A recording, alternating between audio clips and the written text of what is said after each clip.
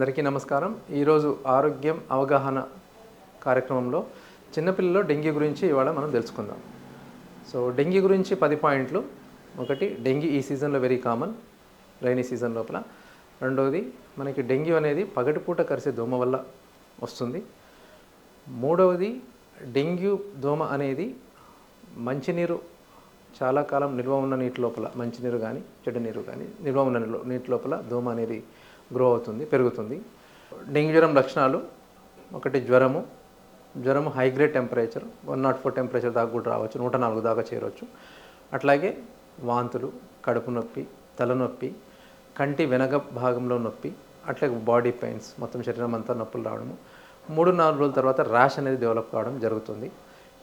ఈ టైంలో మనకి ట్రీట్మెంట్ తీసుకోవాల్సినంత కూడా టెంపరేచర్ కంట్రోల్ చేస్తూ పారాసెటమాల్ని వాడుతూ, ఒకవేళ మనకి ఇది 3-4 డేస్లో టెంపరేచర్ తగ్గకపోయినట్లయితే మన డెంగ్యూ టెస్ట్ చేసుకుంటాము. డెంగ్యూ టెస్ట్లో పాజిటివ్ ఉన్నట్లయితే ఇమీడియట్గా మనం ప్లేట్లెట్ల మీద కాన్సన్ట్రేట్ చేస్తాం. సో కాంప్లికేటెడ్ స్టేజ్ ఆఫ్ డెంగ్యూని మనం డెంగ్యూ షాక్ సిండ్రోమ్ అంటాము. ఇందులోపల కాళ్ళు చేతులు చల్లబడము, బీపీ పడిపోవడము, మూత్రము తగ్గిపోవడము, అట్లే అపస్మారక స్థితిలోకి చేరుకోవడం, ఇవి జరిగినప్పుడు డెంగ్యూ షాక్ సిండ్రోమ్లోకి పోయే అవకాశం ఉంటుంది. ఇమ్మీడియట్గా హాస్పిటల్ చేర్చాల్సి వస్తుంది.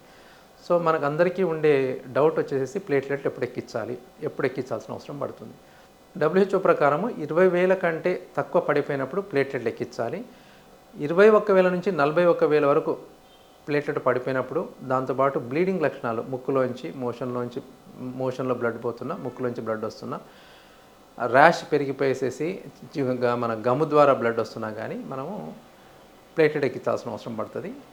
అబోవ్ 40,000 మానిటరింగ్ చేయాల్సిన అవసరం పడుతుంది.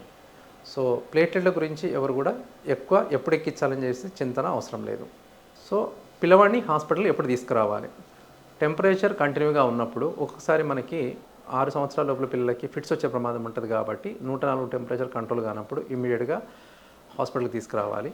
మూడవది, ర్యాష్ దద్దుర్లు వస్తున్నప్పుడు, పిల్లలు ఏమి పాలు తాగలేని పరిస్థితిలో, మూత్రం తక్కువ పోస్తున్న పరిస్థితిలో, అపస్మారక స్థితిలోకి వెళ్తున్న పరిస్థితిలో ఇమ్మీడియట్గా డాక్టర్ని సంప్రదించాలి. ఇంట్లో తీసుకోవాల్సిన జాగ్రత్తలు: తల్లి పాలు తాగే పిల్లలకి కంటిన్యూగా పాలు తాపుతూ ఉండాలి. మూత్రం అనేది గమనిస్తూ ఉండాలి. మూత్రం అనేది రోజులో 6 కంటే ఎక్కువ సార్లు పోయేటట్టు చూసుకోవాలి. మోర్ దెన్ 1 year పిల్లలకు ఆహారం నార్మల్గా ఇవ్వచ్చు తీసుకునే పరిస్థితిలో ఉంటే.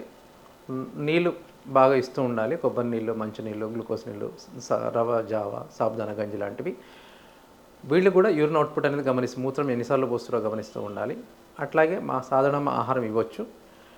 ఒకవేళ టెంపరేచర్ కంట్రోల్ కానప్పుడు, 24 గంటల లోపల టెంపరేచర్ నార్మల్ బేసిక్ రానప్పుడు, ఒకవేళ పిల్లలకి ఫిట్స్ వచ్చినప్పుడు, మూత్రం తక్కువ పోస్తున్నప్పుడు, ఒకవేళ అపస్మారక స్థితిలోకి వెళ్తున్నప్పుడు, కాలు చేతులు చల్లగా అవుతున్నప్పుడు ఇమీడియట్గా డాక్టర్ని సంప్రదించాలి.